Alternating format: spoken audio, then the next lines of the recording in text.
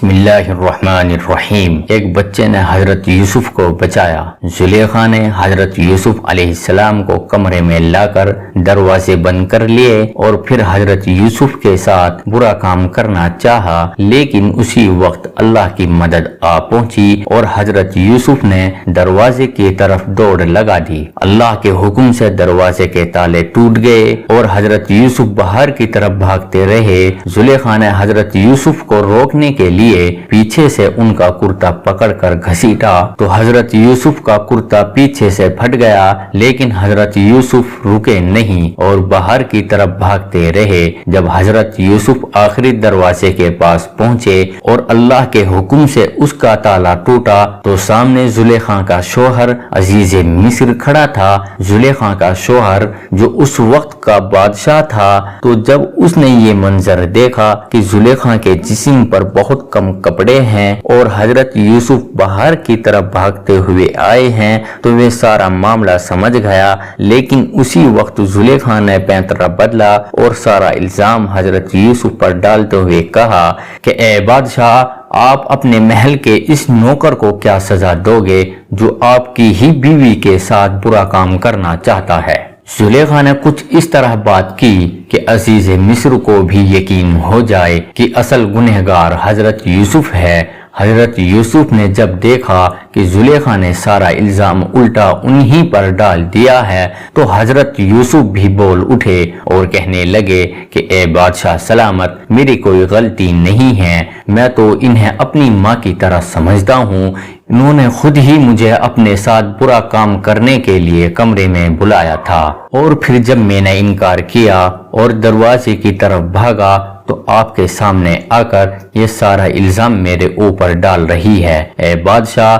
میں بے قصور ہوں۔ یہ سن کر بادشاہ بھی حیران رہ گیا، کیونکہ دونوں ایک دوسرے کے اوپر الزام لگا رہے تھے اور کوئی گواہی دینے والا نہ تھا۔ حضرت یوسف بہت چھوٹے تھے، صرف 16 سال عمر تھی۔ یہ حالت دیکھ کر ان کی آنکھوں میں آنسو بھر آئے، کیونکہ حضرت یوسف سمجھ گئے تھے کہ بادشاہ تو اپنی بیوی کی ہی بات مانے گا، میں تو محل کا نوکر ہوں، بادشاہ میری بات کیسے مانے گا؟ حضرت یوسف کی آنکھوں میں آنسو تھے اور دل ہی دل میں اللہ سے فریاد کر رہے تھے کہ اللہ مجھے اس گندے الزام سے بچا لیجئے۔ بادشاہ نے دل میں سوچا کہ اپنی بیوی کی بات ماننے میں ہی فائدہ ہے، کیونکہ اگر میں نے اس وقت یوسف کو سچا مان کر اپنی بیوی پر الزام ڈال دیا تو پورے ملک میں میری بہت بدنامی ہوگی اور لوگ کہیں گے کہ بادشاہ کی بیوی اپنے نوکر کے ساتھ گندا کام کرتی ہے، پھر تو میں منہ دکھانے کے بھی لائق نہیں بچوں گا، اس لیے یوسف پر ہی الزام ڈالنا بہتر ہوگا۔ اور پھر بادشاہ حضرت یوسف پر غصہ ہونے لگے اور ڈانٹنے لگا کہ تیری ہمت کیسے ہوئی میری بیوی کے ساتھ برا کام کرنے کی؟ اے یوسف، تجھے تو میں نے بڑی عزت کے ساتھ محل کا شہزادہ بنا رکھا تھا اور تو نے میری ہی بیوی کے ساتھ گندا کام کرنا چاہا، تجھے شرم نہیں آتی؟ میں تو تجھے جیل کی سزا دوں گا۔ آس پاس کھڑے لوگ بھی حضرت یوسف کو ڈانٹنے لگے کہ تجھے شرم نہیں آتی کہ تو بادشاہ کی ہی بیوی کو چھیڑتا ہے جو محل کی رانی ہے، ہم تو اس کے سامنے نظریں اٹھاتے ہوئے بھی ڈرتے ہیں، اور تجھے بادشاہ نے اتنی عزت دی، محل کا شہزادہ بنا کر رکھا، لیکن تجھے وہ عزت راس نہ آئی اور تو بادشاہ کی بیوی کو ہی چھیڑنے لگا۔ حضرت یوسف جو بیچارے اس وقت ایک چھوٹے لڑکے تھے، وہ اتنے لوگوں کی ڈانٹ برداشت نہ کر پائے اور آنکھوں سے آنسو بہنے لگے۔ حضرت یوسف بھی بیچارے اس وقت کیا بولتے، کیونکہ ان کو پتا تھا کہ اس وقت میں چاہے جتنی بھی صفائی دے دوں پھر بھی لوگ میری بات نہیں مانیں گے، بلکہ مجھ کو ہی اصلی گنہگار سمجھیں گے۔ اس لیے آنکھوں کے آنسو کے ساتھ حضرت یوسف دل ہی دل میں اللہ سے دعا کرنے لگے کہ اے میرے پروردگار، جیسے آپ نے کمرے کے اندر میری حفاظت فرمائی تھی اور دروازے کے تالے میرے لیے توڑ دیے تھے، تو اب تیرا یوسف تیری دربار میں فریاد کرتا ہے کہ اللہ میری مدد فرما، یہاں کوئی میری سننے والا نہیں ہے۔ حضرت یوسف کی مدد بھری فریاد نے آسمانوں میں تہلکہ مچا دیا اور اسی وقت اللہ کی مدد آ پہنچی۔ اس وقت بادشاہ کی بغل میں ایک عورت کھڑی تھی، اس کی گود میں ایک دودھ پیتا بچہ تھا جس کی پیدائش کو ابھی صرف 16 دن ہی گزرے تھے۔ جب حضرت یوسف نے اللہ سے فریاد کی تو اللہ نے اس 16 دن کے بچے کو بولنے کی طاقت دی اور اس نے تیز آواز میں پکار کر کہا کہ اے بادشاہ، اگر تم حقیقت میں اس معاملے کا فیصلہ کرنا چاہتے ہو اور جاننا چاہتے ہو کہ کون اصلی گنہگار ہے تو یوسف نے جو کرتا پہن رکھا ہے اس کرتے کو دیکھو، اگر وہ کرتا آگے کی طرف سے پھٹا ہے تو اس کا مطلب ہے کہ یوسف اصلی گنہگار ہے اور زلیخا معصوم ہے، اور اگر کرتا پیچھے کی طرف سے پھٹا ہے تو اس کا مطلب ہے کہ زلیخا اصلی گنہگار ہے اور یوسف معصوم ہے، کیونکہ کرتا پیچھے کی طرف سے پھٹنے کا مطلب ہے کہ یوسف نے بھاگنے کی کوشش کی ہوگی اور زلیخا نے انہیں پیچھے سے پکڑ کر اپنی طرف گھسیٹا ہوگا۔ بچے کی یہ آواز سن کر سبھی حیران رہ گئے اور سمجھ گئے کہ یہ اللہ کا فیصلہ ہے، تبھی تو یہ 16 دن کا بچہ بول کر گواہی دے رہا ہے۔ اس لیے فوراً سب نے حضرت یوسف کے کرتے کو دیکھا تو حضرت یوسف نے جو کرتا پہن رکھا تھا وہ پیچھے کی طرف سے پھٹا ہوا تھا۔ یہ دیکھ کر بادشاہ بھی سمجھ گیا کہ یوسف بے قصور ہے اور میری بیوی زلیخا ہی نے یوسف کو پھنسانے کی کوشش کی ہے، یہ سب اسی کی چال ہے۔ بادشاہ نے اپنی بیوی زلیخا کو ڈانٹا اور کہا کہ اے زلیخا، اب تم نے اس بچے کی گواہی سن لی ہے، اس لیے اب تمہیں بھی اس بات کا یقین ہو گیا ہوگا۔ زلیخا بالکل خاموش کھڑی رہی۔ بادشاہ نے اپنی بیوی کو ڈانٹتے ہوئے کہا کہ اے زلیخا، تجھے اسی وقت معافی مانگنی ہوگی، اور پھر حضرت یوسف سے کہا کہ بیٹا، میری عزت تمہارے ہاتھ میں ہے، اس لیے اس بات کو اپنے سے آگے کسی کو مت بتانا ورنہ میری بہت بدنامی ہوگی۔ بادشاہ بہت سمجھدار تھا، اس لیے اس نے اس معاملے کو دبانا ہی مناسب سمجھا اور سوچا کہ اگر میں اپنی بیوی کو کوئی سزا دیتا ہوں تو یہ بات پورے ملک میں پھیل جائے گی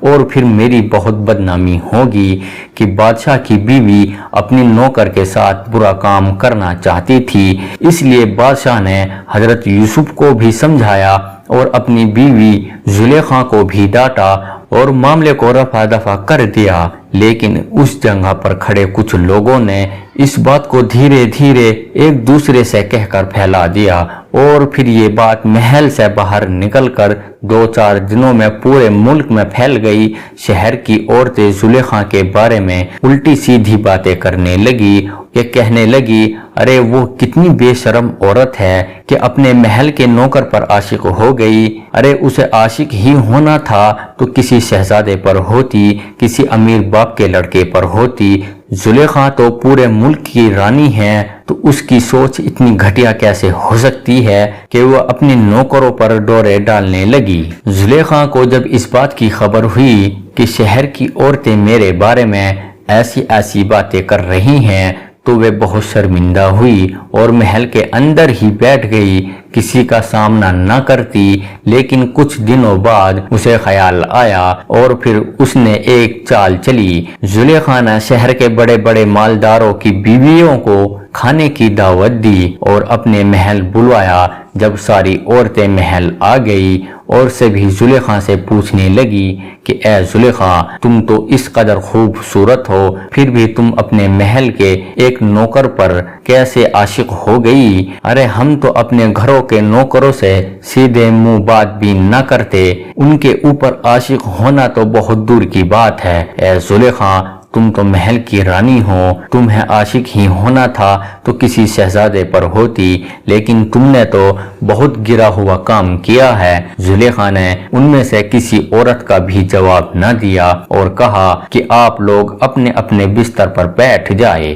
زلیخا نے سبھی عورتوں کے لیے ایک بہت بڑے شہر میں الگ الگ بستر لگوائے تھے۔ ساری عورتیں اپنے اپنے بستروں پر جا کر بیٹھ گئی تو زلیخا نے نوکروں کو حکم دیا کہ ان سبھی عورتوں کے لیے अलग अलग प्लेटों में फल और साथ में एक छुरी भी लाई जाए। जुलेखा के हुक्म पर नौकरों ने सारी औरतों को फल और छुरियां दे दी और सभी औरतें फलों को छुरियों से काटने लगी। जब जुलेखा ने देखा सभी औरतें फल काटने में मगन हैं तो उसने एक नौकर को पास बुलाकर कहा कि जाकर यूसुफ से कहो कि सामने वाले दरवाजे से मेरे पास चलते हुए आए। जुलेखा के हुक्म पर हजरत यूसुफ सामने वाले दरवाजे से सहन के अंदर आए। जैसी ही औरतों की नजर हजरत यूसुफ पर पड़ी तो सब उनकी खूबसूरती देखकर दंग रह गई और सभी औरतों के होश उड़ गए और जो फल उनके हाथों में था तो छुरियों से फल काटने के बजाय वो अपनी उंगलियों को काटने लगी। हजरत यूसुफ की खूबसूरती के सामने उन्हें एहसास भी ना हुआ कि हम अपनी उंगलियों को छुरी से काट रहे हैं। हजरत यूसुफ को देखकर उन औरतों की जुबान से एक ही लफ्ज निकला कि ये कोई इंसान हो ही नहीं सकता, ये तो इतना खूबसूरत है कि हमें लगता है ये लड़का कोई आसमान से उतरा हुआ फरिश्ता है। हजरत यूसुफ चलते हुए जुलेखा के पास आए और फिर जुलेखा ने हजरत यूसुफ को इशारे से दरवाजे की तरफ जाने को कहा तो हजरत यूसुफ दरवाजे से बाहर की तरफ निकल गए। जब जुलेखा ने उन सभी सारी औरतों को देखा कि वे सब ललचाई नजरों से हजरत यूसुफ को देख रही है और छुरियों से अपने हाथों को काटती जा रही है तो जुलेखा ने औरतों को आवाज देकर कहा कि ए शहर की औरतों, जरा अपने हाथों को तो देखो कि कैसे तुमने यूसुफ को देखकर अपनी उंगलियां तक काट डाली। जब औरतों ने नजरें झुकाकर अपनी उंगलियों की तरफ देखा, सभी के हाथ छुरियों से कट चुके थे। हजरत यूसुफ की खूबसूरती देखकर उन औरतों को एहसास भी न हुआ कि हम फल की जगह अपनी उंगलियां काटते जा रहे हैं। जुलेखा ने जब औरतों की ये हालत देखी तो कहा कि अब तुम लोगों ने देख लिया ना, यही वो नौकर है जिसके ऊपर मैं आशिक हो गई हूँ। इसी नौकर के बारे में तुम मुझे मलामत कर रही थी कि मैंने इसके साथ पूरा काम क्यों करना चाहा, लेकिन अब तुम लोगों ने खुद ही मेरे इस नौकर की खूबसूरती देख ली है, इसलिए अब मैं खुलेआम कहती हूँ कि अगर यूसुफ ने मेरे साथ रात ना गुजारी और मेरी ख्वाहिश पूरी न की तो मैं यूसुफ को जेल में डलवा दूंगी और वे सारी जिंदगी जेल में पड़े रहेंगे। अगर आपको ये वाकया पसंद आया हो तो वीडियो को लाइक और शेयर जरूर करें और हमारे चैनल को सब्सक्राइब जरूर करें।